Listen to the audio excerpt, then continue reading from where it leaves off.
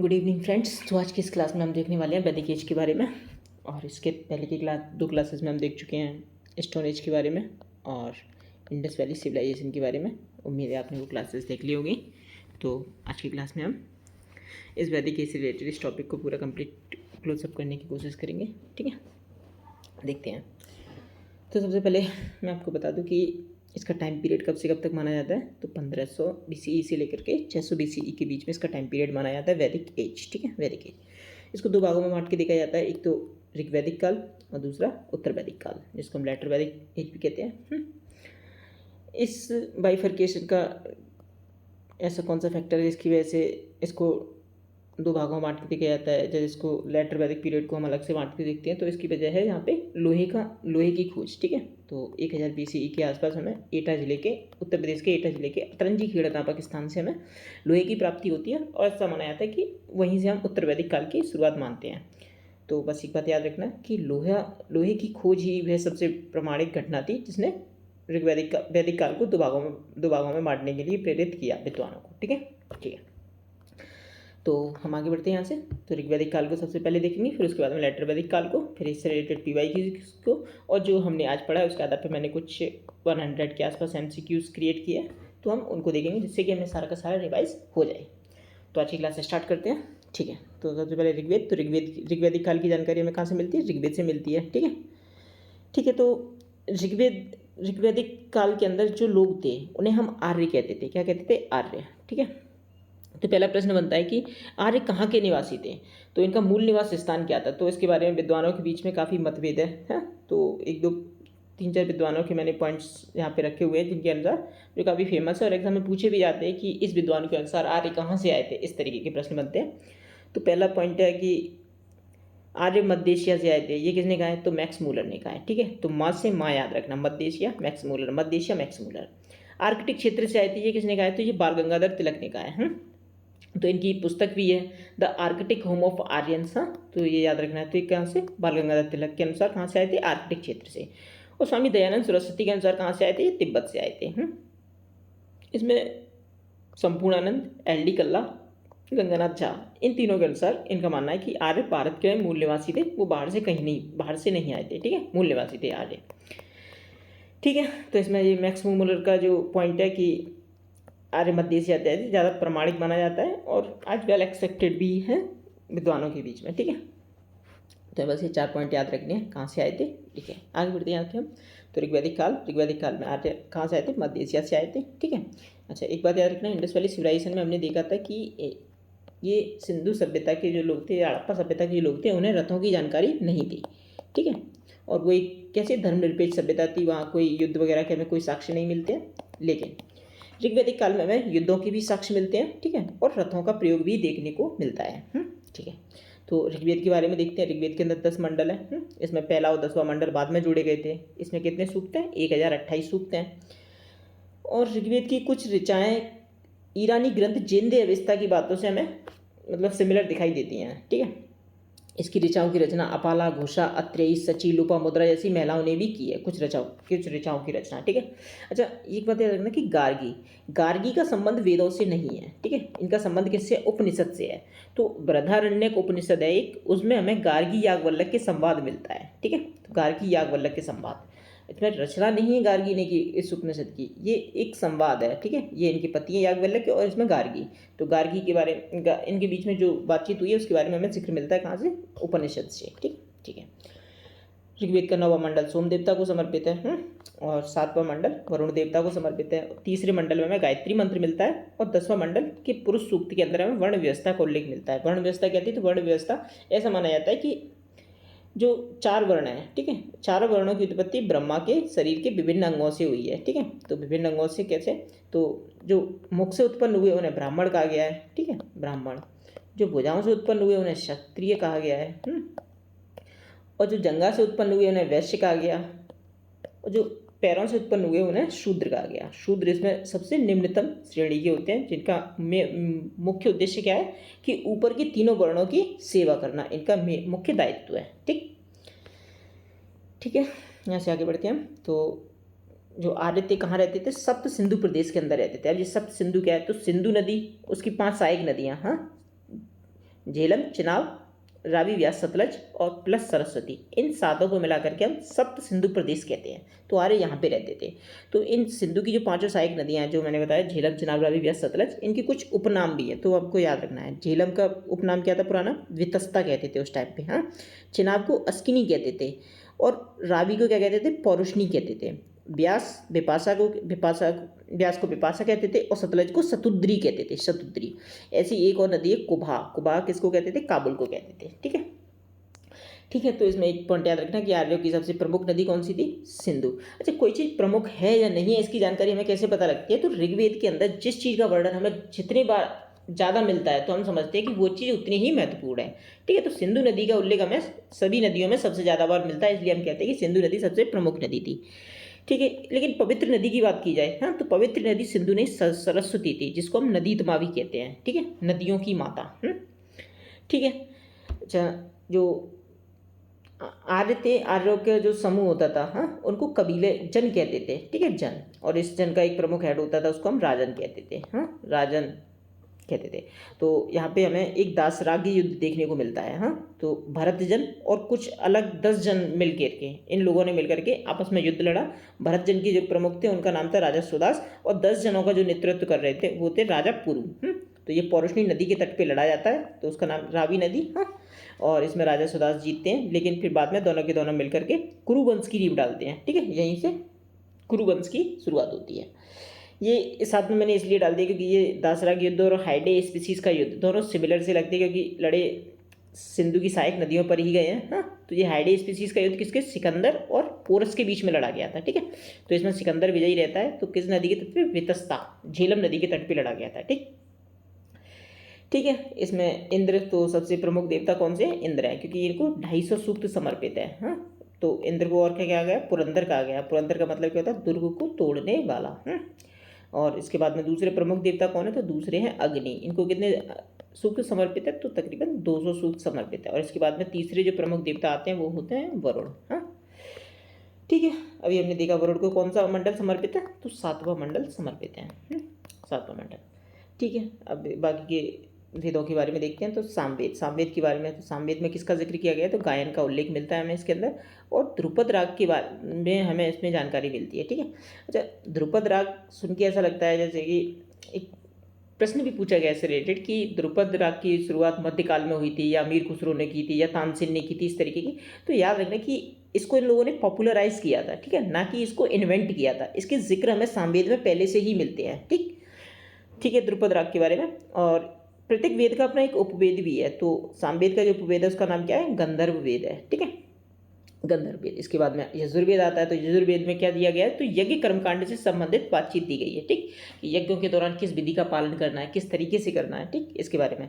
तो उपवेद, इसका उपवेद का नाम क्या है? तो धनुर्वेद इसके उपवेद का नाम है। और इसकी 2 शाखाएं हैं, एक कृष्ण यजुर्वेद और दूसरी है शुक्ल यजुर्वेद। ठीक है, तो आपको ये याद रखना है कि कृष्ण यजुर्वेद गद्य और पद्य दोनों में, जबकि शुक्ल यजुर्वेद केवल पद्य के अंदर है। ठीक है, फिर अगला है अथर्ववेद। और अथर्ववेद में किसमें? जादू टोना से संबंधित बातचीत दी गई है। और इसके उपवेद का नाम क्या है? शिल्प वेद इसके उपवेद का नाम है। ठीक है। अच्छा, प्रत्येक वेद के अपने कुछ ब्राह्मण ग्रंथ, आरण्यक और उपनिषद भी हैं। ठीक है, तो हमें याद रखना है। तो ब्राह्मण ग्रंथ किसमें? यज्ञों के नियमों की व्याख्या दी गई है। ये एक्चुअली में है कुछ नहीं अलग, ये वेदों का ही इंटरप्रिटेशन है अलग अलग तरीके से। ठीक है, उन्हें नाम अलग अलग तरीके से दे दिया गया है। तो ब्राह्मण ग्रंथ, इसमें क्या? यज्ञों के नियमों की व्याख्या। आरण्यक, तो जब वनों के अंदर बैठ के कोई पुस्तक लिखी जाए तो उसको आरण्यक नाम दिया गया है, एक्सप्लेनेशन दिया गया है फिर से वही। ठीक है, उपनिषद, तो उपनिषद किसी के पास बैठना, तो कौन? शिष्य गुरु के पास बैठ करके जो चीज़ शिक्षा प्राप्त करता है उसके आधार पर जो चीज़ें लिखी गई है उनको हम उपनिषद कहते हैं। उपनिषदों की संख्या कितनी है? 108। तो आपको इसका मीनिंग याद रखना है, किस चीज़ का क्या मीनिंग है, बस। इससे ज़्यादा डिटेल में जाने की कोई जरूरत नहीं है। ठीक है, उपनिषद कितने हैं? 108। 108 में से कुछ इंपॉर्टेंट उपनिषद हैं। तो एक याद रखना, मुंडको उपनिषद। मुंडको उपनिषद में हमें सत्यमेव जयते के बारे में, सत्यमेव जयते का टैगलाइन मिलता है जो भारत सरकार का ऑफिशियल मोटो भी है। और इस जो हमें कहाँ मिलता है? तो अशोक स्तंभ पर हमें लिखा हुआ दिखाई देता है। ठीक है, चारों आश्रमों के बारे में हमें जानकारी कहाँ मिलती है? तो 4 आश्रम, ब्रह्मचर्य, संन्यास, वानप्रस्थ और कौन सा रह गया? सॉरी, मैंने गड़बड़ कर दिया। ब्रह्मचर्य, गृहस्थ, वानप्रस्थ और संन्यास। संन्यास अंत में। हाँ, तो इसके बारे में जानकारी मिलती है जाबलो उपनिषद में। हालांकि छांदोग्य उपनिषद में भी हमें 3 आश्रमों की जानकारी मिलती है, ठीक है। तो दोनों नाम आपको याद रखने हैं। वेदांत क्या होते हैं? तो वेदांत यानी वेदों का अंतिम हिस्सा। तो इनका बस यही बताना होता है कि वेदों के अंतिम उद्देश्य को उजागर करना मुख्य उद्देश्य है इनका वेदांत का। फिर वेदांग वेदों के अंग। तो वेदों के अंग कितने माने गए? 6 माने गए। कौन कौन से? शिक्षा, कल्प, निरुक्त, छंद, व्याकरण, ज्योतिष। आपको इसी तरीके से 2-3 बार रिपीट करना, याद हो जाएगा। शिक्षा, कल्प, निरुक्त, छंद, व्याकरण, ज्योतिष।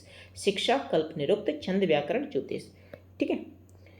इसके बाद पुराण की बारी आती है। तो एक छोटी सी बात मैं बताना चाहूँगा आपको कि पुराण और उपनिषद, इनमें से पहले कौन लिखे गए थे? तो उपनिषद लिखे गए थे आपके 6वीं शताब्दी ईसा पूर्व के आसपास, ठीक है। और जबकि पुराणों की जो रचना मानी जाती है वो 4वीं से 6वीं शताब्दी से ईसवी के आसपास मानी जाती है। ऑलमोस्ट 1000 साल का गैप है इनके अंदर, ठीक है। और ये किस काल में? गुप्त काल के दौरान माने जाते हैं, ठीक है। इनकी रचना मानी जाती है कि वेद व्यास ने की थी। और कुछ पुराण हैं जो हमें कुछ ऐतिहासिक वंशों के बारे में जानकारी देते हैं। तो इसमें हमें पहला याद रखना है विष्णु पुराण। तो विष्णु पुराण किसकी जानकारी देता है? मौर्य काल की जानकारी देता है। याद रखने का तरीका सबसे बढ़िया कि मौर्य काल की जो मौर्य वंश है इसकी स्थापना करने में किसने महत्वपूर्ण भूमिका निभाई थी? तो कौन थे? कौटिल्य। कौटिल्य का दूसरा नाम क्या था? विष्णुगुप्त था। हाँ, तो विष्णु पुराण में हमें मौर्य वंश की जानकारी मिलती है, ठीक है। मत्स्य पुराण में सातवाहन वंश की जानकारी मिलती है। और वायु पुराण में हमें गुप्त वंश की जानकारी मिलती है। तो वायु को हम देख नहीं सकते, वायु कैसी है? गुप्त है। तो वायु पुराण में हमें गुप्त वंश की जानकारी मिलती है। इसको इस तरीके से याद रखना है। बाकी ये हमारा एलिमिनेशन प्रोसेस से बन जाएगा, ठीक है। ठीक है, धर्मशास्त्र के बारे में देखते हैं। उससे पहले मैं आपको बता दूं कि धर्म, हमारे यहाँ पे जो धर्म का मतलब होता है वो रिलीजन से हटकर भी एक वाइडर पर्सपेक्टिव में एक अन्य मतलब होता है जिसको हम कहते हैं कर्तव्यों की व्यवस्था। हाँ, व्हाट इज़ योर ड्यूटी?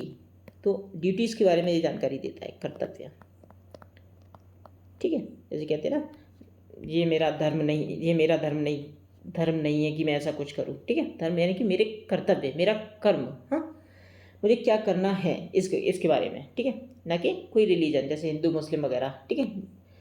तो हमारे यहाँ पे इसका मतलब कर्तव्यों की व्यवस्था से है। तो इसीलिए धर्मशास्त्र क्या है? तो नैतिक नियम कानून है ये, ठीक है, ठीक है। तो पुरुषार्थों के बारे में हमें जानकारी मिलती है। तो धर्मशास्त्र के अंदर पुरुषार्थ क्या है? तो कोई व्यक्ति अपने जीवन में क्या क्या काम करेगा, हाँ, तो उसके बारे में दी गई है। तो पहला तो वही है कि भाई क्या करना है? पहले ब्रह्मचर्य का पालन करना है, हाँ, ब्रह्मचर्य। फिर एक्चुअली ब्रह्मचर्य को हम धर्म भी कहेंगे, ठीक है, क्योंकि ब्रह्मचर्य यानी कि जब हम ब्रह्मचर्य आश्रम के अंतर्गत होते हैं तभी हम जीवन के अनुभवों को सीख रहे होते हैं, ठीक है। तो ब्रह्मचर्य धर्म, अर्थ, फिर पैसे कमाने, गृहस्थ जीवन में संलिप्त होकर के फिर काम यानी कि संतानोत्पत्ति और मोक्ष, अंत में जाकर के मोक्ष की प्राप्ति करनी है। ये चारों के चारों अलाइंड है आश्रम के साथ में। तो ब्रह्मचर्य आश्रम हो जाएगा हमारा, ठीक है। अर्थ यानी कि गृहस्थ आश्रम, और काम और अर्थ दोनों गृहस्थ में ही जाएंगे, ठीक है। यहाँ पे फिर हमारा एक आता है वानप्रस्थ आश्रम, और फिर अंतिम है संन्यास, ठीक है। अच्छा, ये मैंने बताया था शुरुआत के 3 जो जिनकी जिक्र है, इसका कहाँ मिलता है हमें जानकारी? तो छांदोग्य उपनिषद की अंदर मिलती है, छांदोग्य उपनिषद। लेकिन अगर चारों की बात की जाए तो कहाँ मिलती है? जाबलो उपनिषद, ठीक है, ठीक है। तो आश्रम भी देख लिया, पुरुषार्थ भी देख लिया। द्विज क्या होता है? तो द्विज, जैसा कि मैंने आपको अभी बताया था कि द्विज मतलब हमारे यहाँ पे चातुर्वर्ण व्यवस्था का वर्णन मिलता है, ठीक है, चातुर्वर्ण वर्ण। तो इसमें क्या था? चार वर्ण थे, ब्राह्मण, क्षत्रिय, वैश्य, शूद्र, ठीक है। तो इसमें जो ऊपर की जो 3 वर्ण हैं, ब्राह्मण, क्षत्रिय और वैश्य, इन्हें हम द्विज वर्ण कहते हैं। क्यों कहते हैं? क्योंकि इनका जन्म 2 बार हुआ है। 2 बार कैसे? एक तो माता के गर्भ से, ठीक है, और दूसरी बार जब इनके शिक्षा प्राप्ति के लिए उपनयन संस्कार होता है, उपनयन संस्कार, तो उसको भी एक जन्म के तरीके से ही ट्रीट किया जाता है। इसलिए इनको द्विज वर्ण या द्विज जातियाँ कहा जाता है, ठीक है। इसमें शूद्र शामिल नहीं है, द्विज। तो ये द्विज शब्द भी क्लियर। अच्छा, ये आश्रम के बारे में एक पॉइंट आपको याद रखना है कि सभी लोग आश्रम की विभिन्न अवस्थाओं की पूरी तरीके से पालन नहीं करते थे, ठीक है, और शूद्र तथा स्त्रियों पर ये लागू नहीं होते थे, ठीक है। बढ़ते यहाँ से आगे। तो अभी हम आर्यों, ऋग्वैदिक आर्यों के जीवन के बारे में देखते हैं। तो सामाजिक जीवन देखते हैं पहले। तो ये आदिवासी समाज था, अर्ध घुमंतु थे, यानी कि इधर उधर घूम के रहते थे। और इनका मुख्य व्यवसाय क्या था? पशुपालन, इनका मुख्य व्यवसाय था। जनजाति समूह को जन कहते थे, और इसका जो प्रमुख होता था उसको गोपति या राजन भी कह देते थे, राजन, ठीक है। और इसकी जो मुख्य रानी होती थी उसको महिषी कहते थे। ठीक है, तो पणी, तो ऋग्वैदिक काल के अंदर जो पणी होते थे, तो पणी मवेशी चोर होते थे या गाय के चोरी करते थे। ठीक है, तो इनके साथ इनका संघर्ष चलता रहता पणियों के साथ में। और गोपति का वंश, जो राजन का जो पद है वो कैसा वंशानुगत नहीं था, ये याद रखना है। ठीक है, कुल के लोगों में से ही किसी का चयन किया जाता था योग्यता के आधार पे। वर्ण व्यवस्था कैसी थी, कर्म आधारित थी। हाँ, तो वर्ण व्यवस्था तो ऋग्वेद के एक छंद के अंदर हमें मिलता है कि एक व्यक्ति कहता है कि मेरी माँ आटा पीस चक्की चलाती है, हाँ, और मैं ब्राह्मण का कार्य करता हूँ और मेरे पिता खेती करते हैं। हाँ, तो इस तरीके के एक परिवार के अंदर कई सारे लोग अलग अलग वर्ण से आ सकते थे। यानी कि इस समय तक जो वर्ण व्यवस्था थी वो कर्म आधारित थी, ना कि जन्म आधारित। ठीक है, कोई व्यक्ति अगर चाहे तो अपने जीवन में अलग अलग तरीके से विभिन्न वर्णों के अंदर शिफ्ट कर सकता था। ठीक, दास प्रथा से परिचित थे ये लोग। हाँ, तो मैंने बताया था कि आर्य कहाँ से आए थे, मध्य एशिया से आए थे। ठीक है, तो जो लोग आए थे बाहर से, उन्होंने जो स्थानीय लोग रहे होंगे उनको ही इन्होंने अपना दास बना लिया, तो इनके लिए शब्द इस्तेमाल किया गया दस्यु। ठीक है, दस्यु, तो दास प्रथा से परिचित थे ये लोग। ठीक है, परिवार में संयुक्त प्रणाली चलती थी और समाज कैसा था, पितृसत्तात्मक था। हमने इंडस वैली सिविलाइजेशन के बारे में देखा था, उनका समाज कैसा था, मातृसत्तात्मक समाज था। ठीक है, मातृसत्तात्मक समाज। ठीक, स्त्रियों को शिक्षा प्राप्त करने का अधिकार था, सभा और समिति में भी भाग ले सकती थी। तो सभा समिति एक तरीके की पॉलिटिकल ऑर्गेनाइजेशंस होती थी जो पार्टिसिपेट, मतलब जो राजा को राय मतलब सलाह देती थी। ठीक है, और यहाँ पे बाल विवाह, सती प्रथा, पर्दा प्रथा का हमें कोई उल्लेख नहीं मिलता है। ठीक, विधवा विवाह का जिक्र है। तो विधवा विवाह किस तरीके से, नियोग प्रथा, इस नियोग प्रथा के बारे में याद रखना आपको। ये होता क्या है, आज के समय पे कुछ जगह पे देखने को मिलती है कि जब किसी स्त्री का पति मर जाता है तो उसके बाद में उस स्त्री का विवाह उसके देवर के साथ में करा दिया जाता है। इसी को ही हम क्या कहते हैं, नियोग प्रथा कहते हैं, इसी पद्धति को। ठीक है, तो ये एक तरीके का विधवा विवाह को आगे बढ़ाने की एक व्यवस्था थी, नियोग प्रथा। ठीक, इनकी अर्थव्यवस्था के बारे में देखते हैं। तो अर्थव्यवस्था की प्रमुख गतिविधि क्या थी, पशुपालन था। हाँ, और इसमें भी गाय सबसे महत्वपूर्ण होती थी, इसलिए इसको अघन्या कहा गया है। अघन्या का मतलब क्या होता है, ना मारने योग्य। ठीक है, ना मारने योग्य,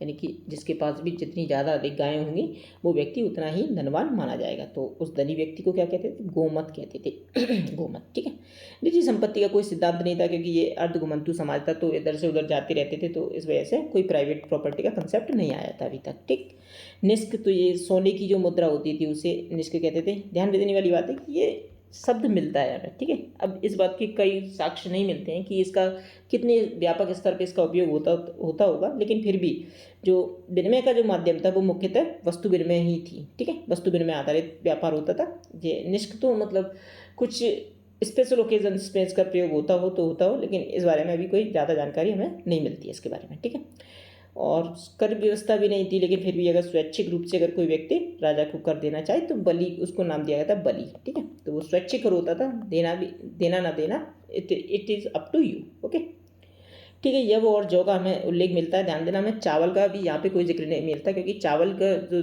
लोगों को जानकारी होती है आर्यों को, वो जाकर के उत्तर वैदिक काल में हमें मिलेगी, जब वो इंडो गंगेटिक प्लेन की ओर विचरण करेंगे। ठीक है, और ये जैसा कि हमने देखा था लोहे से परिचित तो थे ही नहीं। ठीक है, तो यहाँ पे धर्म के बारे में इनके, यहाँ पे रिलीजन के बारे में इनका मतलब मेन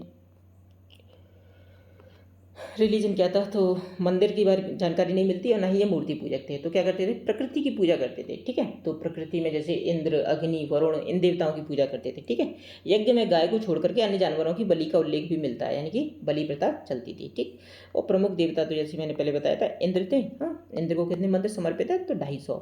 इंद्र को क्या कहते थे, पुरंदर। अच्छा, इंद्र को वृत्रहन यानी कि अराजकता का अंत करने वाला भी कहा गया है, वृत्रहन। ठीक है, ठीक है, दूसरे प्रमुख देवता थे अग्नि, 200 मंत्र समर्पित हैं, और देवताओं मनुष्य के बीच में मध्यस्थ का काम करते थे। किस तरीके से, जैसे कि यज्ञ होता है, तो यज्ञ के दौरान हम सीधे देवताओं से तो बातचीत नहीं कर सकते ना, तो यज्ञ के अंदर हम जब आहुति डालते हैं तो आहुति एक तरीके से वो मंत्रोच्चारित होती है, और आहुति के रूप में ही हमारी बातचीत भगवान के बीच में होती है। तो अग्नि ही हमारे और भगवान के बीच में एक मीडिएटर का काम करती थी। ठीक है, तो वरुण के बारे में, तो वरुण जल के प्रतीक थे, और ध्यान देने वाले होते हैं एक ऋत, ये शब्द याद रखना, ऋत। तो ऋत कौन, तो ऋत क्या होता है, ऋत नैतिक नियमों को ऋत कहते थे। ठीक है, और जो इनको पालन करवाने वाला होता था उसको ऋतस्य गोपा कहते थे। क्या बोलते थे, ऋतस्य गोपा, ऋतस्य गोपा। ठीक है, ऋतस्य गोपा, ऋत मतलब नैतिक नियम, ठीक। इसमें एक PYQ पूछा गया है ऋत से रिलेटेड, तो याद रखना ऋत मतलब नैतिक नियम, ठीक। और इनका नियमों का पालन करने वाले का दायित्व किसको दिया गया था, उसको ऋतस्य गोपा कहते थे, और वो कौन थे, वरुण थे, वरुण को ही ऋतस्य गोपा कहा गया है, ठीक। ठीक है, फिर एक प्रमुख देवता सोम थे। सोम एक तरीके से मतलब सोम रस, जिसको नाम सुना होगा आपने, हाँ, मादक पेय पदार्थ कह सकते हैं हम इसको। तो ये पेड़ पौधों के देवता थे। और 9वां मंडल इन्हीं को समर्पित है। और वरुण को कौन सा मंडल समर्पित है, 7वां मंडल, ठीक है। ठीक है, फिर ये पूषण मवेशियों के देवता होते हैं यहाँ पे, हाँ। और ये पूषण बाद में चल के शूद्रों के देवता बन जाते हैं, ठीक है, शूद्रों के देवता, ठीक है। ये सिनीवली याद रखना, सिनीवली तो संतान प्रदान करने वाली, ठीक है, संतान प्रदान करने वाली तो होंगी कोई देवी एक तरीके से गॉडेस ऑफ फर्टेलिटी, जो संतानोत्पत्ति के लिए आशीर्वाद वगैरह देती होंगी, ठीक है, ठीक है। और यहाँ पे कुछ प्रमुख शब्द दिए गए जैसे कि श्रीनी, एक ये श्रीनी शब्द याद रखना। तो श्रीनी किसे कहते थे, दरांती को कहते थे, ठीक है, एक तरीके का औजार था जिसकी मदद से थोड़ा बहुत पशु मतलब कृषि की जाती थी, ठीक। अगर ध्यान देना, ये मैंने आपको यहाँ पे बताया है कि इनका मुख्य व्यवसाय क्या था, पशुपालन, ठीक है।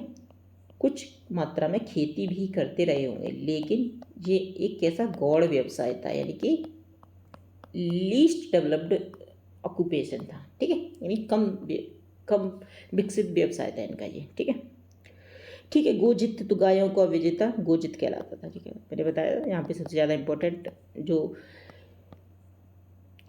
वस्तु थी वो क्या थी, गाय थी। जो जिस व्यक्ति के पास ज़्यादा गाय होंगी वो व्यक्ति उतना ही धनी माना जाएगा, और जो धनी व्यक्ति को क्या कहते थे, गोमत कहते थे, हाँ, गोमत, ठीक है, ठीक है, ओके। ये हमारा ऋग्वैदिक काल हो गया, और ऋग्वैदिक काल से रिलेटेड मेरे ख्याल से इस चीज़ में बातचीत बन जानी चाहिए, ठीक है।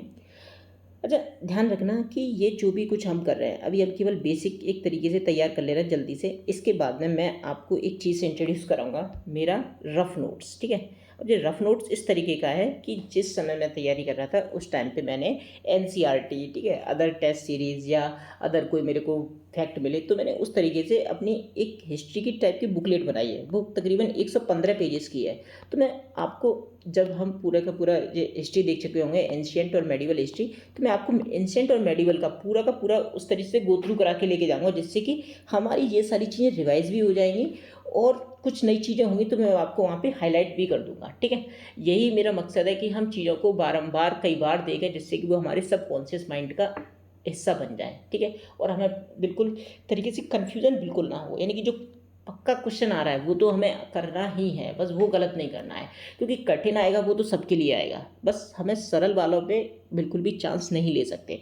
और सरल वाले चांस लेने पर तभी हो जाते हैं क्योंकि जब हमें कन्फ्यूजन जाता है, और बहुत सारे लोगों के पीटी रुकने का यही कारण होता है कि अरे यार ये गलत हो गया, ये गलत नहीं होना चाहिए था, ठीक है। तो मेरा मकसद यही है, कोई कठिन पेपर मैं प्रेडिक्ट नहीं कर सकता, ठीक है, और ना ही मैं ये कह रहा हूँ कि मैं पूरा पेपर आपको बता दूंगा। मैं बस इतना कहना चाहता हूँ कि जो सरल क्वेश्चन है वो हमारे हाथ से स्लिप नहीं होने चाहिए, वो चीज़ इंश्योर करना मेरा काम है, ठीक है। और उसको मैं इस रिवीजन प्रोसेस के थ्रू ही आपको कंप्लीट कराऊंगा, तो आप बस बने रहिए साथ में। तो आगे हम देखते हैं उत्तर वैदिक काल के बारे में, ठीक है। अच्छा, उत्तर वैदिक काल को अच्छे से समझने के लिए हम पहले ऋग्वैदिक पीरियड की चीज़ों को देखेंगे, और वो कुछ नहीं, उसका लेटर फेज डेवलपमेंट है, तो उसके ज़रिए हम इसको समझ लेंगे आसानी से, ठीक है। तो उत्तर वैदिक काल का कार्यकाल, वो टाइम पीरियड कब से कब तक है, तो 1000 से 600 BCE के आसपास है। और मैंने आपको विभाजन का कारण बताया था, जरा सोचिए क्या था कारण, तो क्या था, 1000 BCE के आसपास किसकी खोज, मैग्नीज की नहीं, किसकी, लोहे की खोज, कहाँ से, मध्य प्रदेश नहीं, कहाँ से, उत्तर प्रदेश के अतरंजी खेड़ा नामक स्थान से, ठीक है। एटा जिले के अतरंजी खेड़ा नामक स्थान से हमें इसकी जानकारी मिलती है, और वहीं से हम मानते हैं कि हाँ उत्तर वैदिक काल की शुरुआत मानी जाती है, ठीक है, ठीक है। अच्छा, ऋग्वैदिक पीरियड का मैंने आपको सोर्स बता दिया था, क्या था, ऋग्वेद था, लेकिन लेटर वैदिक पीरियड के कई सारे सोर्स हैं, बाकी के तीनों वेद, हाँ, यजुर्वेद, सामवेद और अथर्ववेद, लेटर वैदिक पीरियड की जानकारी मिलती है हमें। और ब्राह्मण ग्रंथ, हाँ, आरण्यक, हाँ, ठीक है, इनके बारे ये भी हमें लेटर वैदिक पीरियड की जानकारी ही देते हैं, ठीक है। तो ऋग्वैदिक पीरियड में सबसे ज़्यादा इंपॉर्टेंट चीज़ क्या थी, गाय थी, लेकिन लेटर वैदिक पीरियड में वो क्या बन जाती है, भूखंड, यानी कि जमीन, निजी संपत्ति की अवधारणा यहाँ पे जन्म लेती है, ठीक है। यहाँ पे इनका मुख्य व्यवसाय क्या था, पशुपालन था, लेकिन अब इनका व्यवसाय पशुपालन से हट करके कृषि हो जाता है, ठीक है। उत्तर पश्चिम भारत में ये थे पहले उस टाइम पे सप्त सैंधव प्रदेश, लेकिन उसके बाद में ये कहाँ, इंडो गंगेटिक प्लेन्स की ओर बढ़ते हैं, ठीक है, यानी गंगा के मैदानों की ओर बढ़ते हैं और जंगलों की सफाई करते हैं। लोहे की खोज ने इस लोहे की खोज ने इन्हें गंगा के मैदानों को साफ करने में काफ़ी मदद प्रदान की। ठीक है, पहले ये घुमंतु जीवन था, लेकिन अब स्थायी जीवन की शुरुआत होती है यहाँ पे। और जो पहले स्वैच्छिक करता, हाँ, जो बलि स्वैच्छिक करता, वो अब अनिवार्य हो जाता है और उसके साथ में कुछ भाग और शुल्क करके कुछ अन्य टैक्सेस भी स्टार्ट होते हैं। ठीक, वर्ण व्यवस्था जो पहले कर्म आधारित थी अब कैसी जन्म आधारित हो जाती है और काफ़ी रिजिडिटी हमें देखने को मिलती है यहाँ पे। हाँ, स्त्री को अधिकार थे, कैसे अधिकार की वो सभा समिति में भाग ले सकती थी। ठीक है, इनका उपनयन संस्कार भी हो सकता था। हाँ, लेकिन यहाँ पर क्या आकर के इनके अधिकारों में कमी देखने को मिलती है। सभा समिति में इनकी एंट्री बैन कर दी जाती है और इनके उपनयन संस्कार को भी बाधित किया जाता है। ठीक है, यानी कि वो शिक्षा ग्रहण नहीं कर सकती हैं। और राजा का पद जो पहले वंशानुगत नहीं था, अब धीरे धीरे वो राजा का पद वंशानुगत होने लगता है। और धार्मिक कर्मकांडों में भी हमें वृद्धि देखने को मिलती है, जैसे राजसूय यज्ञ का करना, वाजपेयी यज्ञ का करना, अश्वमेध यज्ञ। तो राजसूय यज्ञ मतलब जब कोई राजा गद्दी पर बैठता था तो उसको जो उसकी जो किंग सेरेमनी होती थी उसको हम राजसूय यज्ञ कहते थे। ठीक है, वाजपेयी यज्ञ क्या होता था? वाजपेयी यज्ञ एक तरीके की रथ दौड़ होती थी जिसमें राजा का रथ ही जीतता था। ठीक है, और अश्वमेध यज्ञ अपनी क्षेत्रीय संप्रभुता को दर्शाने के लिए होता था कि राजा की ओर से घोड़ा छोड़ा जाता था, तो वो घोड़ा जिन जिन क्षेत्रों से घूम करके जाएगा, हाँ, वो सारे क्षेत्र राजा के हो जाएंगे। अगर कोई व्यक्ति उन पर अपना दावा करता है तो उसको राजा के साथ में युद्ध करना पड़ता था। ये था अश्वमेध यज्ञ का मेन मोटिव। तो आपको ये तीनों यज्ञों के बारे में थोड़ा सा आइडिया रखना है, कौन सा क्या था। वाजपेयी यज्ञ रथ दौड़, और राजसूय यज्ञ राजा की मतलब जो सेरेमनी एक तरीके से, हाँ, वो कोई राजा बन गया। और अश्वमेध यज्ञ अपनी टेरिटोरियल सुवरेनिटी को प्रूफ करने के लिए होता था। ठीक है, और यहाँ पे हमें गोत्र का उदय देखने को मिलता है। गोत्र मतलब तबेला, हाँ, तबेला यानी कि सेम गोत्र। जैसे कि गाय जहाँ बनती थी तो उस क्षेत्र से संबंधित लोगों को गोत्र नाम दिया गया। ठीक है, तो कुछ ऋषियों के नाम पे, जैसे भारद्वाज, वशिष्ठ, हाँ, इनके ऋषियों के नाम पे गोत्र व्यवस्था की शुरुआत होती है। जिससे कि गोत्र व्यवस्था से एक मेन फीचर क्या है इसका, तो ये ध्यान रखने वाली बात है कि सेम गोत्र के व्यक्तियों का आपस में विवाह नहीं हो सकता था। ठीक है, जिससे कि क्लैन मिक्सिंग को रोका जा सके। और लोहे का प्रयोग तो हमें पता ही होता है, और ये लोहकालीन संस्कृति भी कहलाती है ये वाली बात। ठीक है, और लोहे को क्या कहते थे? श्याम अयस कह रहे हैं। श्याम मतलब काला, अयस मतलब कोई ठोस चीज़। ठीक है, तो श्याम अयस कहा जा रहा है उसको। ठीक है, ये पेंटेड ग्रे वेयर हमें यहाँ पे देखने को मिलते हैं। ठीक है, ग्रे वेयर मतलब मृदभांड। ठीक है, बर्तन। ठीक है, तो आपको ये छोटी सी चीज़ यहाँ पे याद रखनी है। अब कुछ समाज पहले पशुपालक था, ये समाज अभी भी ग्रामीण ही है। ठीक है, यहाँ पे कुछ पॉइंट है, जैसे सदा नीरा, तो इसका किस नदी का नाम था? ये गंडक नदी का नाम था। हाँ, यहाँ पे चावल के बारे में मैंने बताया कि जब ये गंगा के मैदानों की ओर बढ़ते हैं तो इन्हें चावल के बारे में पता लगता है। और चावल के लिए क्या शब्द इस्तेमाल किया गया है? व्रीहि शब्द इस्तेमाल किया गया है। हाँ, गेहूँ के लिए गोधुमा शब्द इस्तेमाल किया गया है। और विनिमय का आधार यहाँ पे भी अभी भी वस्तु ही बनी हुई थी। और बाल विवाह का प्रचलन हमें यहाँ पे देखने को मिलता है। ठीक है, अब यहाँ पे मैं आपको एक चीज़ दिखाना चाहूँगा कि ये red and black ware, painted grey ware, northern black polished ware, तो इनका संबंध स्पेसिफिक एक जो बर्तन के टाइप्स हैं, ठीक है, बर्तनों के टाइप हैं, इनको स्पेसिफिक टाइम पीरियड से जोड़कर देखा जाता है। तो इसको हम याद कैसे करेंगे? तो हमें वही PNR याद रखना है। ठीक है, PNR, और इसको उल्टा लेके चलना है पीछे से, RPN। तो R for red and black ware, ये किससे है? इंडस वैली सिविलाइजेशन से जुड़े हुए हैं। ठीक है, वैदिक पीरियड से। तो पेंटेड ग्रे वेयर किससे जुड़े हुए हैं? वैदिक पीरियड से जुड़े हुए हैं। और northern black polished where modern period से जुड़े हुए हैं। बस क्रोनोलॉजी में याद रखिए, मैंने आपको क्रोनोलॉजी भी बताई थी पहले। क्या? इंडस वैली सिविलाइजेशन, वैदिक एज, और वैदिक एज के बाद में हमारा क्या आता है? Modern period. बस ठीक है, तो यहाँ पे एक क्वेश्चन लगा हुआ है, आप जरा ट्राई करके देखते हैं। तो हड़प्पा युग में क्या था? काले और लाल मृदभांड, तो ये वाली बात सही है। हाँ, रेड एंड ब्लैक बेयर थे। ठीक है, उत्तर वैदिक काल तो चित्रित धूसर मृदभांड। हाँ, तो पेंटेड ग्रे वेयर, तो बिल्कुल चित्रित धूसर मृदभांड, ये वाली बात सही है। ठीक है, और मौर्य काल में उत्तरी काले पॉलिश्ड मृदभांड। ठीक है, नॉर्दर्न ब्लैक पॉलिश्ड, तो ये किससे थे? मौर्यन काल से थे। ठीक, तो ये गुप्त काल से लाल मृदभांड ऐसा कुछ नहीं था। तो इसका उत्तर क्या हो जाएगा? केवल 3, यानी कि बाकी के तीनों सही मिले हुए हैं। ठीक है, तो आपको इस तरीके का प्रश्न बनता है तो आपको याद रखना है। ठीक है, धर्म के बारे में तो यहाँ पे बलि के महत्व में वृद्धि होती है। प्रजापति जो सर्वोच्च देवता बन जाते हैं। पहले कौन थे? इंद्र थे। हाँ, फिर कौन थे? अग्नि थे, और फिर उसके बाद में वरुण थे। तो यहाँ पे प्रजापति के महत्व में वृद्धि होती है। और मूर्ति पूजा की शुरुआत हमें यहाँ पे देखने को मिलती है। हाँ, और पूषण जो पहले पशुओं के देवता थे अब वो शूद्रों के देवता बन जाते हैं। और शूद्रों के साथ में बड़ा ही खराब ट्रीटमेंट होता था इस वजह से। ठीक है, याद रखना है। गोत्र शब्द की उत्पत्ति होती है, गोत्र की हमें जानकारी कहाँ से मिलती है, तो अथर्ववेद में दिया गया है। ठीक है, शौनक और अभिपरातिन की कथा, हाँ, शौनक और अभिपरातिन तो ऋषि होते हैं, उनकी कथा हमें कहाँ मिलती है, छांदोग्य उपनिषद के अंदर मिलती है। हाँ, चारों आश्रमों के बारे में मैंने आपको बताया था कहाँ, जाबलो उपनिषद के अंदर। ठीक है, आत्मा का पुनर्जन्म, ये कहाँ जानकारी मिलती है, बृहदारण्यक उपनिषद के अंदर। अच्छा, एक जगह और मिलती है, तो हो सकता है कि कोई जानकारी एक से अधिक जगह मिल रही है, तो इसका मतलब ये नहीं है कि ये वाली बात वो वाली बात गलत हो जाएगी। ठीक है, ये मैंने आपको एक पॉइंट दे दिया है, तो इसके अलावा भी अगर मिल रही है तो वो वाली बात सही हो सकती है। ठीक, तो आत्मा का पुनर्जन्म बृहदारण्यक उपनिषद के अंदर, और इसके बृहदारण्यक उपनिषद में हमने देखा था गार्गी याज्ञवल्क्य के संवाद के अंदर, गार्गी याज्ञवल्क्य के संवाद में मिलता है। ठीक है, सत्यमेव जयते मांडुक्य उपनिषद, पूर्वी व पश्चिमी समुद्रों का उल्लेख शतपथ ब्राह्मण के अंदर मिलता है, शतपथ ब्राह्मण। ठीक, तो ये पूर्वी और पश्चिमी, तो पूर्वी तो कौन सा हो गया आपका, तो बंगाल की खाड़ी, हाँ, और पश्चिमी अरब सागर हो गया। ठीक है, इस कंटेक्स्ट में ही है। ठीक है, यम नचिकेता संवाद के बारे में हमें कठोप उपनिषद के अंदर मिलता है। और रुद्र देवता को समर्पित उपनिषद कौन सा है, रुद्र यानी कि शिवा, तो कौन सा है, तो श्वेताश्वर उपनिषद है। उपनिषद की संख्या बताइए कितनी है, तो उपनिषद कितने हैं, 108। ठीक है, ठीक है, उपनिषद का मतलब क्या होता है, तो किसी या गुरु के पास बैठकर लिखना, या ठीक है, मतलब शिक्षा प्राप्त करना। ठीक है, रई, तो रई शब्द का संबंध किससे है, तो संपत्ति से जुड़ा हुआ रई। अदेवयु, अमाने नहीं, देवयु, देवताओं में श्रद्धा ना रखने वाला। ठीक है, अयजवन, हाँ, अयजवन तो यज्ञ ना करने वाला। ब्राजपति, हाँ, चारागाह का अधिकारी, तो ब्राजपति कहलाता था। गोघन, गोघन किसे कहते थे, अतिथि को कहते थे। मास किसे कहते थे, मूंग को कहते थे।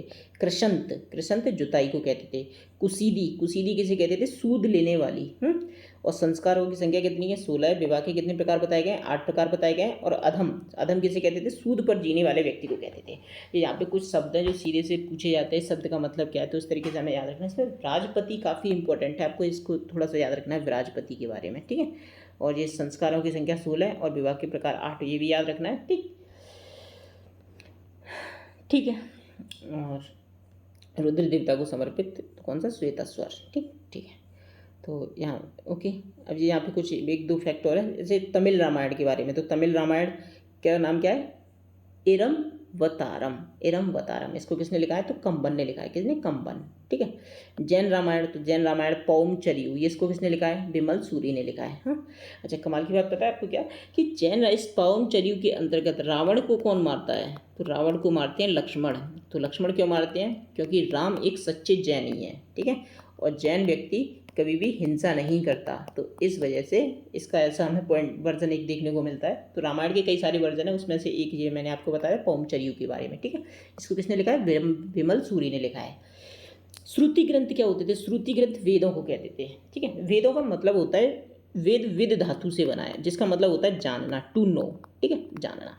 तो शुरुआत में जब वेद बने थे तो राइटिंग की कोई व्यवस्था नहीं थी। ठीक है, लिखने की कोई सिस्टम ही नहीं था। ऐसा माना जाता है कि वेदों को जो सीधी रचना है वो किसी इंसान ने नहीं की है। किसने की है, तो देवताओं ने की है। इसीलिए इनको हम अपौरुषेय भी कहते हैं, अपौरुषेय यानी कि पुरुषों से ऊपर। ठीक है, अपौरुषेय। तो फिर किस तरीके से इनको याद किया जाए, हाँ, तो लिखने का सिस्टम नहीं था उस टाइम पे, तो इसलिए इनको गा करके याद किया जाता था। हाँ, इसी वजह से यही कारण है कि ये कुछ ज़्यादातर मात्रा में किस में पद्य पद्धति में लिखी गई, जिससे कि गा करके इनको आसानी से याद रखा जा सके। ठीक है, तो इसलिए इनको श्रुति ग्रंथ भी कहते हैं। श्रुति मतलब सुनना, हाँ, सुन करके याद रखेंगे हम बाद में। हाँ, स्मृति ग्रंथ जैसे पुराण, रामायण, महाभारत, वेदांग, नीति शास्त्र, धर्मशास्त्र, इन सबको हम स्मृति ग्रंथ कहते हैं, जो हमारी स्मृति चेतना में बसे हुए हैं। ठीक है, श्रुति सुन करके उनको याद करना और उनको गा गा के आगे की ओर बढ़ाना। ठीक है, अब यहाँ पे 1-2 कुछ विविध पॉइंट्स दिए गए हैं, तो जरा उनको देखते हैं। तो पहला तो वेद, हाँ, और उनके गायन करता। तो वेदों को जो पढ़ता था या उनको गायन करता था, उनके कुछ नाम होते थे। जैसे ऋग्वेद को गाने वाले को हम होता कहते थे, होता, या होत्र मिलता है, होत्र या जो भी होता। ठीक है, सामवेद की वालों को क्या कहते थे, उद्गाता। हाँ, तो सामवेद में संबंध क्या है, गीतों के बारे में। तो गीत वाला क्या करेगा, गाएगा ही तो ना, तो उद्गाता, गाता। हाँ, और यजुर्वेद अथर्वयु, तो यजुर्वेद अथर्वयु या और अथर्ववेद वाले को क्या कहते हैं, ब्रह्मा। अब कन्फ्यूजन यही होगा बस कि होता, आप ब्रह्मा को ऋग्वेद में जाकर के पॉइंट आउट कर सकते हैं। इसकी वजह ये है क्योंकि ऋग्वेद सबसे बड़ा वेद है, पुराना है, तो ऐसे आप सोच सकते हैं कि ब्रह्मा वो हो सकता है कि ब्रह्मा ही कहते हैं उस व्यक्ति को, नहीं। तो अथर्ववेद वाले को ब्रह्मा कह रहे हैं यहाँ पे और ऋग्वेद वाले को होता कह रहे हैं, ठीक है। तो बस इसको याद रखना, बाकी तो दोनों मैच हो ही जाएंगे। तो सबसे छोटा वेद कौन सा है? सामवेद है, सबसे बड़ा ऋग्वेद है। निष्क हमने देखा था सोने के सिक्कों को कहते थे और शतमान चांदी के सिक्कों को कहते थे, ठीक है। पाद, कृष्णल, ये क्या है? माप की इकाइयाँ हैं, ठीक ठीक है। तो बस यही था, सारा का सारा हमने देख लिया।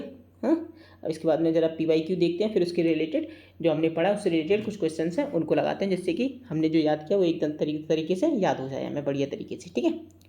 ठीक है, तो निम्नलिखित में से कौन सी एक ब्रह्मवादिनी थी जिसने वेदों के कुछ भजनों की रचना की थी? ठीक है, तो गार्गी मैंने आपको बताया था नहीं थी, लीलावती ऐसे कोई नहीं कैरेक्टर हमने पढ़ा ना, सावित्री, ठीक है। तो कौन है? लोपामुद्रा। घोषा, अपाला, लोपामुद्रा, ये 4 नाम बताए थे मैंने, घोषा, अपाला, लोपामुद्रा। लोपामुद्रा, ठीक है। फिर ये अगला, प्राचीन भारतीय ब्रह्मांड संबंधी विचारों के अनुसार 4 युग, हाँ, तो कहते हैं ना त्रेता, सॉरी, सतयुग, त्रेता, द्वापर, कलयुग, तो कौन कौन से हैं? तो यहाँ पे जो सतयुग है उसको कृत बोला है इन्होंने, कृत, हाँ, तो कृत हो गया। फिर क्या आता है? त्रेता। त्रेता युग में राम आए थे और द्वापर युग में कौन? भगवान श्री कृष्ण आए। तो कलयुग में आज के समय पे हम रह ही रहे हैं, ठीक है। तो ऐसा माना जाता है कि भगवान श्री कृष्ण की मृत्यु के 20 साल बाद कलयुग की शुरुआत होती है, ठीक है। तो इसका सही उत्तर क्या हो जाएगा? ये सतयुग, त्रेता युग, द्वापर, कलयुग, ठीक है। ठीक है, प्रारंभिक वैदिक साहित्य में सर्वाधिक उल्लेखित नदी कौन सी है? तो सिंधु, शतुद्री, सरस्वती, गंगा, तो कौन सी है? सिंधु नदी सर्वाधिक बार उल्लेखित है, ठीक है। और सबसे पवित्र नदी पूछा है तो क्या उत्तर हो जाएगा हमारा? सरस्वती हो जाएगा। सतुद्री किस नदी का पुराना नाम था? तो सतलज नदी का पुराना नाम था, सतलज, ठीक है। ये एक प्रश्न है, जरा देख लेते हैं, ठीक है। बौद्ध और जैन धर्म से रिलेटेड है, कोई ज़्यादा टफ नहीं है, देखते हैं। निम्नलिखित में से कौन बौद्ध धर्म और जैन धर्म दोनों के लिए समान थे? यानी कि ऐसी कौन सी बातें हैं जो बौद्ध और जैन दोनों धर्मों में हमें देखने को मिलती हैं? तो तपस्या और भोग के अति से बचाओ, बिल्कुल। वेदों के अधिकार के प्रति उदासीनता, तो ये वाली बात सही है, ये नास्तिक संप्रदाय के अंतर्गत आते थे, ठीक है। बौद्ध और जैन धर्म नास्तिक। तो दूसरी वाली बात सही है। अनुष्ठानों की प्रभावकारिता का खंडन, बिल्कुल, दोनों ने ही अनुष्ठानों के प्रति उदासीन रवैया अपनाया था, ठीक है, और उनकी आलोचना भी की थी। और पशु जीवन को चोट ना पहुंचाना, बिल्कुल, तो ये चौथी वाली बात भी सही है, ठीक है। अच्छा, तपस्या और भोग की अति से बचाव वाला जो पॉइंट है ये हमें केवल बौद्ध धर्म में देखने को मिलता है, जैन धर्म में देखने को नहीं मिलता है। अगर आपने देखा हो तो जैनी लोग, मतलब जो उच्चतम अवस्था होती है ना अपने आप को पीड़ित करने की, उस अवस्था तक चले जाते हैं। तो उसमें आपने एक संथारा पद्धति का नाम सुना होगा, जिसमें संथारा के अंदर होता है क्या, कोई व्यक्ति जब अपनी अंतिम समय में होता है तो वह खाना पीना छोड़ देता है, तो ये काफ़ी दुखदायी होता है, ठीक है। तो ये भोग से अति बचाव का पॉइंट केवल किसके अंदर? बौद्ध धर्म के अंदर मिलता है, जैन धर्म के अंदर नहीं है। तो इसलिए पहला पॉइंट गलत है और बाकी के 2, 3, 4 सही है, ठीक है, ठीक है। निम्नलिखित 4 वेदों में से किस एक में जादुई आकर्षण मंत्रों का विवरण है? तो जादू टोना वाली बात हमने कहाँ देखी थी? अथर्ववेद के अंतर्गत देखी थी। और इसके उपवेद का नाम क्या था? शिल्प वेद नाम था इसका, शिल्प वेद, शिल्प वेद, ठीक है। ये धर्म और रीति के बारे में। तो धर्म मतलब कर्तव्यों की व्यवस्था, रीत मतलब नैतिक नियम कानून, ठीक है। तो देखते हैं, केंद्रीय विचार दर्शाते हैं। तो निम्न की कथनों पर विचार करें। तो पहला है, धर्म स्वयं और दूसरों के प्रति अपने कर्तव्यों के निर्वहन और दायित्वों की एक अवधारणा थी। तो बिल्कुल, धर्म स्वयं और अपना के कर्तव्यों के निर्वहन और दायित्वों की अवधारणा थी, बिल्कुल सही बात है। रीत, ब्रह्मांड और उसमें निहित सभी चीज़ों की कामकाज को नियंत्रित करने वाला मौलिक नैतिक कानून, तो बिल्कुल नैतिक कानून था, ठीक है। दोनों बातें सही है हमारी। और ऋतस्य गोपा किसको कहा गया? किस देवता को कहा गया? ऋतस्य गोपा, तो ऋतस्य गोपा कहा गया था वरुण को। और वरुण को जो समर्पित मंडल कौन सा? ऋग्वेद का 7वां मंडल, ठीक है, 7वां मंडल। प्रारंभिक वैदिक आर्यों का मुख्य रूप से धर्म क्या था? मतलब वो क्या करते थे धार्मिक रूप से? भक्ति, तो भक्ति ऐसा कुछ नहीं था। मूर्ति पूजा और यज्ञ, बिल्कुल, तो मूर्ति पूजा और यज्ञ जैसा कुछ था। मूर्ति पूजा भी करते थे, मैंने बताया था आपको, मूर्ति पूजा की शुरुआत देखने को मिलती है, यज्ञ भी करते थे, ठीक है। और प्रकृति पूजा और यज्ञ, अच्छा, और प्रकृति पूजा और भक्ति, अच्छा। ये प्रारंभिक वैदिक आर्यों के बारे में पूछ रहा है। तो मूर्ति पूजा की शुरुआत उत्तर वैदिक काल में होती है। ये प्रारंभिक यानी कि ऋग्वैदिक काल की बात पूछ रहा है, तो प्रकृति की पूजा और यज्ञ, तो इसका सही उत्तर हो जाएगा सी, ठीक है। निम्नलिखित में से कौन सा जोड़ा भारतीय दर्शन की 6 प्रणालियों का हिस्सा नहीं है। एक्चुअली में षड दर्शन की व्यवस्था आएगी जो हम देखेंगे बाद के अंदर, भक्ति आंदोलन के दौरान देखेंगे षड दर्शन। तो इनमें से कौन सा हिस्सा नहीं है। हाँ, तो इसके अंदर मैं भी आपको सीधा सही उत्तर बताता हूँ। ठीक है, तो लोकायत दर्शन और कापालिक ये षड दर्शन का हिस्सा नहीं है। ठीक है, ठीक है। ऋग्वैदिक आर्य और सिंधु घाटी सभ्यता के लोगों की संस्कृति के बीच अंतर के संदर्भ में निम्नलिखित कथनों में से कौन सा या से कथन सही है या है। ठीक है, तो ये प्रश्न हम पहले भी देख चुके थे, एक बार फिर देखते हैं। तो ऋग्वैदिक आर्य युद्ध में कवच और हेलमेट का उपयोग करते थे, जबकि सिंधु घाटी सभ्यता के लोगों ने उनके उपयोग का कोई सबूत नहीं छोड़ा। ठीक है, तो बिल्कुल सही बात है, तो हमें ऐसे कोई सबूत नहीं मिलता है उनके पास, सही है। ठीक है, ऋग्वैदिक आर्य सोना चांदी और तांबा जानते थे, जबकि सिंधु घाटी के लोग केवल तांबा और लोहा जानते थे। हाँ, तो सिंधु घाटी के लोग लोहे के बारे में, तो लोहे के बारे में नहीं जानते थे, वो भी नहीं जानते थे क्योंकि लोहे की खोज ही 1000 BCE के आसपास होती है। ठीक है, इसलिए दूसरा पॉइंट गलत है। और ऋग्वैदिक आर्यों ने घोड़ों को पालतू बना लिया था, ये वाली बात सही है। तो मैंने बताया था आपको, ऋग्वैदिक आर्यों ने घोड़ों को फालतू बनाया था और रथ भी थे उनके पास, तो रथों को चलाने के लिए घोड़े चाहिए, जबकि सिंधु घाटी लोगों के पास इस जानवर से अवगत होने का कोई सबूत नहीं है। तो बिल्कुल इसको हमने तीनों माना है। ठीक है, एक्चुअली में यूपीएससी ने इसका उत्तर यही दिया है सी, और उन्होंने माना है कि सुरकोटदा में, जो मैंने आपको बताया था कि सुरकोटदा के अंदर भी हमें घोड़े से संबंधित कुछ साक्ष्य मिले हैं, तो यूपीएससी उसको नहीं मानता है। ठीक है, ऑब्वियसली अभी तक तो ऐसा ही मानते हैं, मान के चल रहे हैं अभी हम, बाकी भविष्य के प्रश्नों में वो यूपीएससी जाने किस तरीके से उसका उत्तर देना है उनको। ठीक है, तो फिलहाल अभी आप मान के चलिए कि हाँ, सिंधु घाटी सभ्यता के लोग घोड़े के बारे में नहीं जानते थे। ठीक है, ये रिसेंट PYQ है 2024 में पूछा गया है।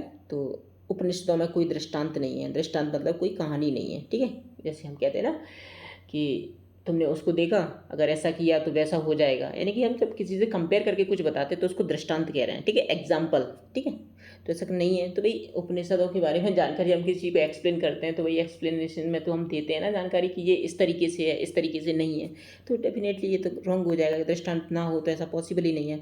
उपनिषदों की रचना पुराणों से पहले हुई थी, अब ये पॉइंट आ गया, उपनिषदों की रचना पुराणों से पहले हुई थी, तो बिल्कुल सही बात है। मैंने क्या बताया था आपको, उपनिषदों की रचना कब हुई थी, 6th सेंचुरी BCE के आसपास। ठीक है, जबकि पुराणों की रचना में 4th से लेकर के 6th सेंचुरी AD के अंदर मिलती है, हाँ, गुप्त काल के दौरान, तो बिल्कुल सही बात है। तो इसमें केवल ओनली 2 केवल सही है। ठीक है, ये कुछ PYQs थे जो यूपीएससी में पूछे गए हैं। हाँ, और देखते हैं आगे के समय में मैं आपको UPPCS के भी कुछ PYQ इसमें शामिल करने की कोशिश करूँगा, जिससे कि हम और ज़्यादा होलिस्टिक वे में चीज़ों को समझ सकें।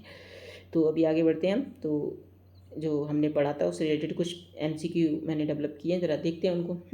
तो वैदिक काल का टाइम पीरियड कब से कब तक माना जाता है। ठीक है, अच्छा, वैदिक काल पूछा है, यानी कि ऋग्वैदिक और लेटर वैदिक दोनों ही इसके अंदर आ जाते हैं। ठीक है, तो इसका उत्तर सही क्या हो जाएगा, 1500 ईसा पूर्व से लेकर के 600 ईसा पूर्व तक। ठीक है, फिर अगला है ऋग्वैदिक काल का समय काल क्या था। तो ऋग्वैदिक मैंने क्या बताया था आपको, 1500 से लेकर के 1000 ईसा पूर्व के आसपास। ठीक है, ठीक है। लेटर वैदिक पीरियड का समय काल क्या था, तो इसका क्या हो जाएगा, 1000 से लेकर के 600 ईसा पूर्व। ठीक, ऋग्वैदिक काल की जानकारी का स्रोत निम्नलिखित में से कौन सा नहीं है। हाँ, ऋग्वेद है, ब्राह्मण ग्रंथ है, तो वो पूछा कौन सा नहीं है।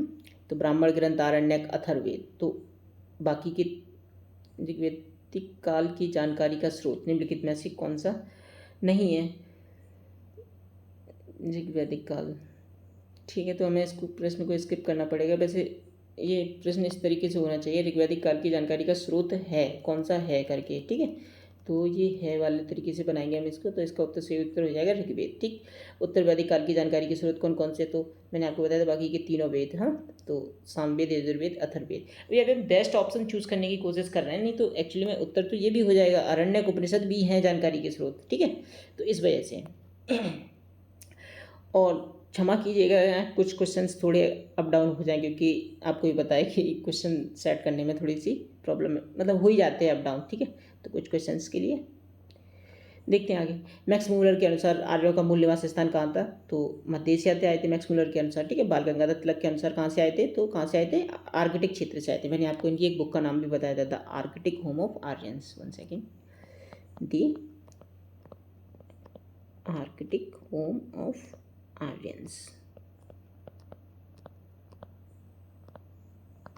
ठीक, ठीक है, अगला था दयानंद सरस्वती के अनुसार आर्यों का मूल निवास स्थान कहाँ था? तो तिब्बत में था। ठीक है। डॉक्टर संपूर्णानंद, LD काला और गंगानाथ झा के अनुसार आर्यों का मूल निवास स्थान कहाँ से था? भारत के ही मूल निवासी थे वो। ठीक है। ऋग्वेद में कुल कितने मंडल हैं? तो कितने हैं? 8, 9, 10, 12, तो कितने हैं? 10 हैं। हाँ, और इसमें पहला और 10वां मंडल कब जोड़े गए थे? बाद में जोड़े गए हैं। ठीक है, बाद में।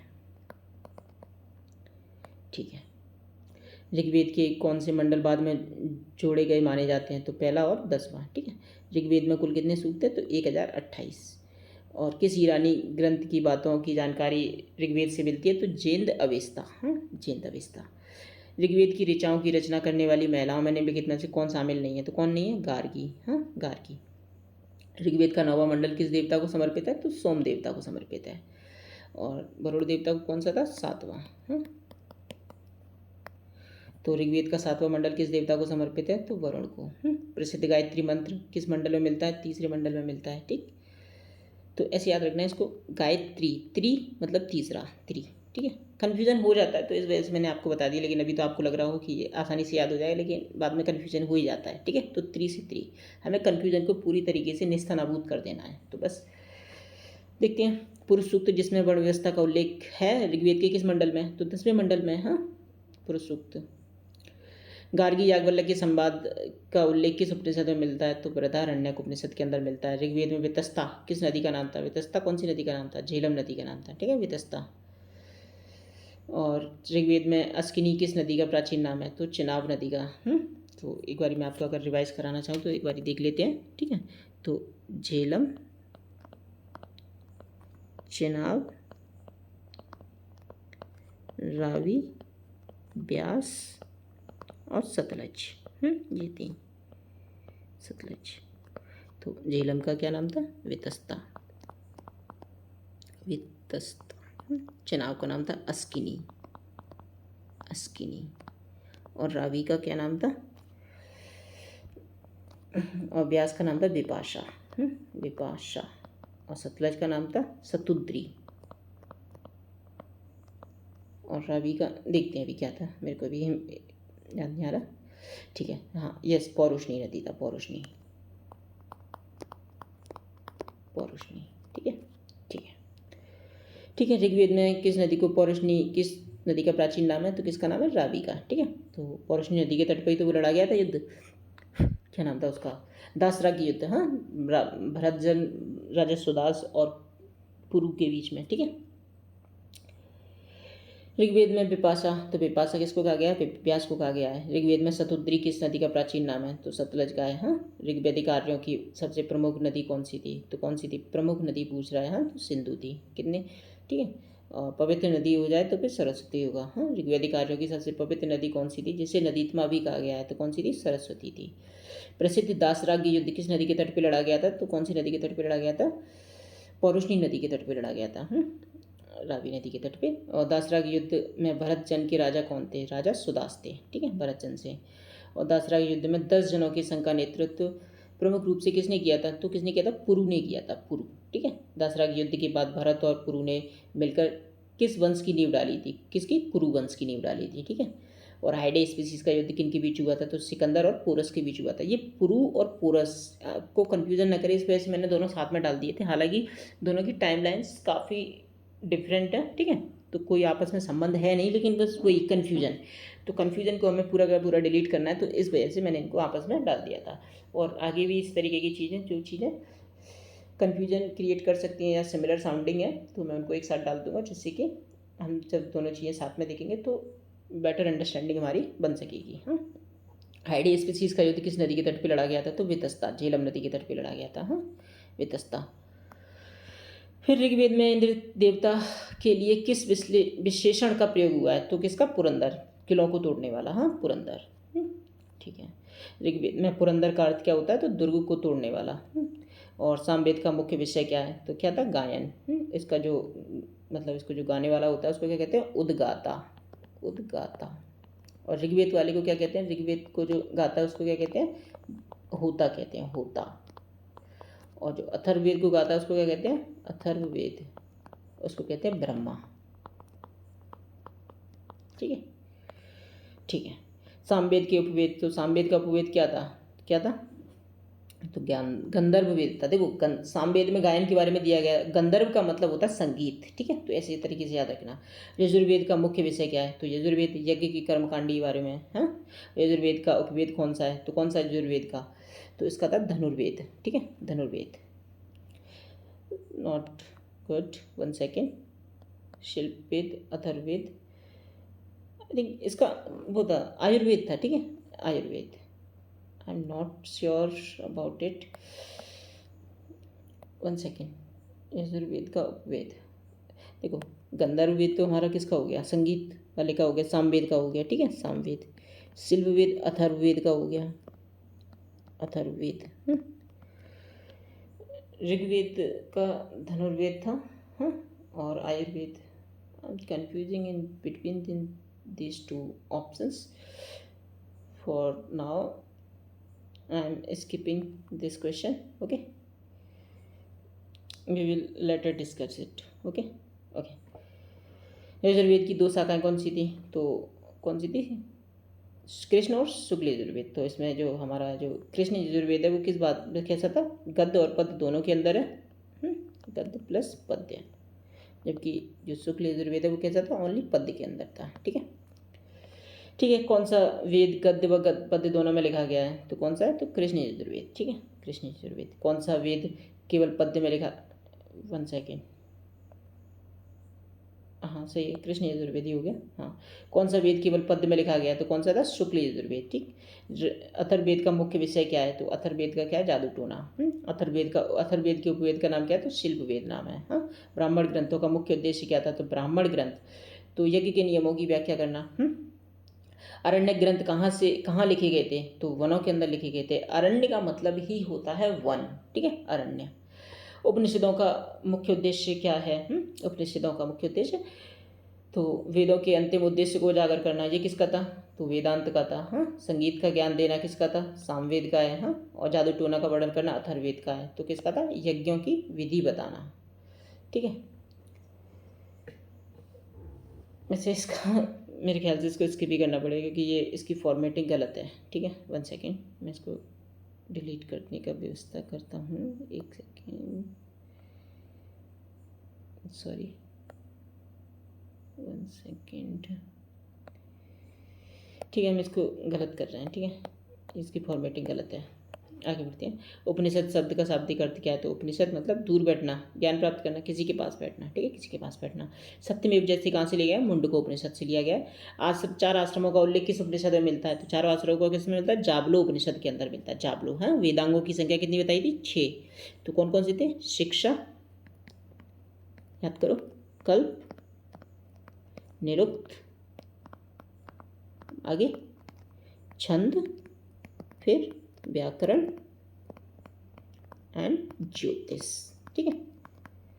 शिक्षा, कल्प, निरुक्त, छंद, व्याकरण, ज्योतिष। पुराणों की संख्या कितनी थी, 18, तो ठीक है, आगे मिलते हैं। पुराणों की रचना किस काल के आसपास मानी जाती है, तो किस काल के, गुप्त काल के आसपास, ठीक है। पुराणों के रचयिता कौन माने जाते हैं, व्यास, ठीक।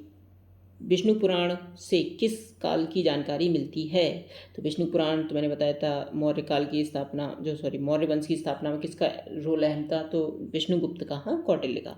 मत्स्य पुराण से किसकी जानकारी मिलती है, सातवाहन वंश की, ठीक है। वायु पुराण से किस वंश की जानकारी मिलती है, तो गुप्त वंश की।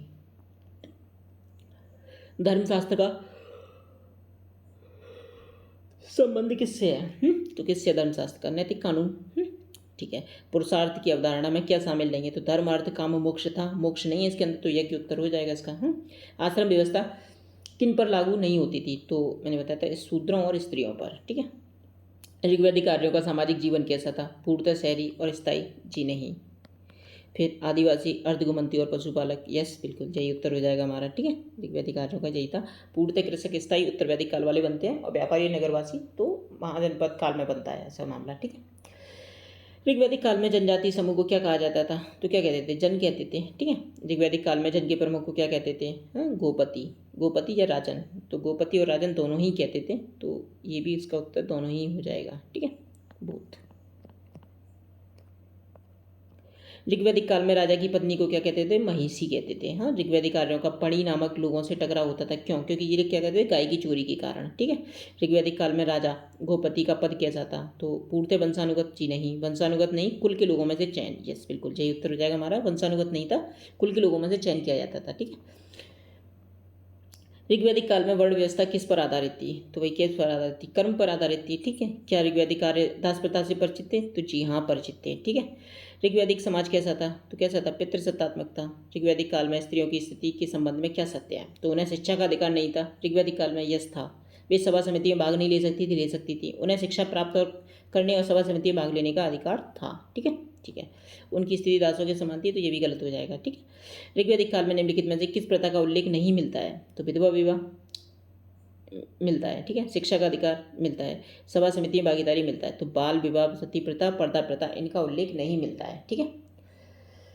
ठीक है। ऋग्वैदिक अर्थव्यवस्था की प्रमुख गतिविधि क्या थी? तो ऋग्वैदिक अर्थव्यवस्था की प्रमुख गतिविधि क्या थी? तो पशुपालन थी। ठीक। ऋग्वैदिक काल में सबसे महत्वपूर्ण पशु कौन सा था जिसे अघन्या ना मारने योग्य कहा गया है? ठीक है। तो कौन सा था? गाय थी, गाय। ऋग्वैदिक काल में धनी व्यक्ति को क्या कहते थे? गोमत कहते थे। ऋग्वैदिक काल में निष्क क्या था? तो सोने की मुद्रा थी। ठीक है। और ऋग्वैदिक काल में लेन देन का मुख्य आधार क्या था? तो वस्तु विनिमय थी। ठीक। ऋग्वैदिक काल में बलि क्या था? तो एक कैसा? अनिवार्य कर नहीं, धार्मिक अनुष्ठान नहीं, स्वैच्छिक कर या भेंट होती थी। ठीक है। ऋग्वैदिक आर्य किस अनाज का प्रयोग करते थे? तो यव का, जौ का करते थे। ठीक है, जौ। क्या ऋग्वैदिक आर्य लोहे से परिचित थे? तो ऋग्वैदिक आर्य जी नहीं। हाँ, तो याद करो मैंने आपको बताया था कि ऋग्वैदिक काल और लेटर वैदिक पीरियड का जो अंतर करते हैं वो हम किस वजह से? लोहे की खोज के कारण ही करते हैं। 1000 BCE के आसपास कहाँ पे? एटा, यूपी के एटा जिले के अतरंजी खेड़ा नामक स्थान से हमें लोहे की प्राप्ति होती है। ठीक है। लोहे की प्राप्ति ने जो उत्तर वैदिक काल के जो आर्य थे उन लोगों को गंगा की मैदानों की ओर बढ़ने के लिए प्रेरित किया, जिससे कि वो अब आसानी से पेड़ों को काट सकते थे और ज़मीन को साफ करके अपने रहने के लिए ज़मीन बना सकते थे। ठीक है। और गंगा के उपजाऊ मैदान तो थे ही, जिसने कालांतर में द्वितीय नगरीकरण को प्रेरित किया, जो हम छठी शताब्दी ईसा पूर्व का कालखंड मानते हैं। ठीक है। उसके बारे में हम देखेंगे आने वाले समय में। ठीक। ऋग्वैदिक धर्म की मुख्य विशेषता क्या थी? तो मूर्ति पूजा, मंदिर जी नहीं, प्रकृति पूजा और यज्ञ। यस, बिल्कुल, प्रकृति पूजा और यज्ञ। ऋग्वैदिक काल के सबसे प्रमुख देवता कौन से थे? तो कौन से थे? इंद्र थे। ठीक है। इनको कितने सूक्त समर्पित थे? 250। और दूसरे प्रमुख कौन से थे? अग्नि। इनको कितने थे? 200। ठीक है। ठीक है। इंद्र को कितने मंत्र समर्पित थे? तो कितने थे? 250। वृत्रहन किस देवता का एक नाम है? तो किसका नाम है? इंद्र का। तो इसका मतलब क्या होता है? अराजकता का अंत करने वाला। ऋग्वैदिक काल में दूसरे सबसे महत्वपूर्ण देवता कौन से थे? तो दूसरे थे अग्नि। ठीक है। देवता और मनुष्य के बीच मध्यस्थ किस देवता को माना जाता था? तो अग्नि को मानते थे। जल के प्रतीक और नैतिक नियमों का पालन करवाने वाले ऋतस्य गोपा देवता कौन थे? तो कौन से थे? वरुण थे।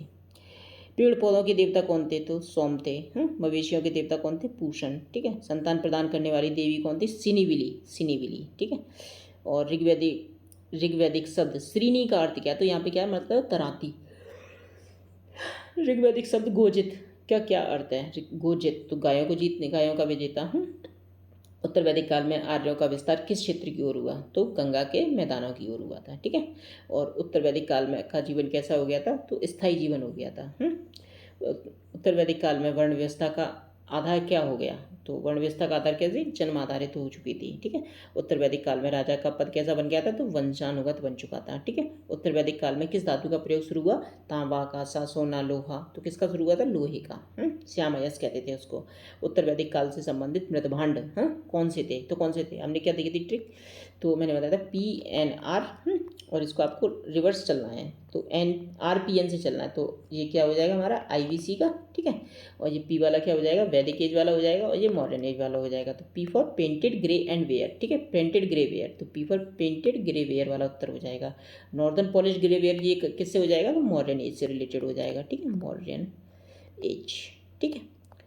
और जबकि ब्लैक एंड, ठीक है, रेड एंड ब्लैक वेयर, तो ये वाला हमारा इंडस वैली सिविलाइजेशन से हो जाएगा, IVC। ठीक है। ठीक है। उत्तर वैदिक काल में सदारीरा तो किस नदी का नाम था? यमुना, गंडक, गोमती, घाघरा, तो गंडक नदी का नाम था। उत्तर वैदिक काल में चावल के लिए किस शब्द का प्रयोग हुआ है? तो व्रीहि शब्द का हुआ है। और जौ शब्द के लिए किसका हुआ है? यव। यव शब्द का प्रयोग हुआ है जौ के लिए। उत्तर वैदिक काल में सर्वोच्च देवता कौन बने गए थे? प्रजापति बन चुके थे। ठीक है। तो हमने जो पढ़ा था उसके बारे में हमने रिवाइज भी कर लिया है। हाँ, तो आपका काम ये बनता है कि इस क्लास को कम से कम 1 या 2 बार देख लीजिए, ठीक है, और इतना पर्याप्त रहेगा। हाँ, आगे की क्लास में हम अगला टॉपिक देखेंगे महाजनपद काल, और उसके साथ ही हम बुद्धिज़्म और जैनिज़्म को भी साथ में कंप्लीट कर लेंगे, ठीक है। और फिर उसके बाद में हम मौर्यन एज में एंट्री करेंगे, तो हमारा एक पॉइंट बनेगा, महाजनपद काल की एक क्लास रहेगी, और फिर उसके बाद में हम मौर्यन एज में एंट्री कर जाएंगे, फिर दूसरी क्लास में हम मौर्यन एज के अंदर मिलेंगे, ठीक है। इसके लिए thank you for your time. तो हम अगली क्लास में मिलते हैं। ओके।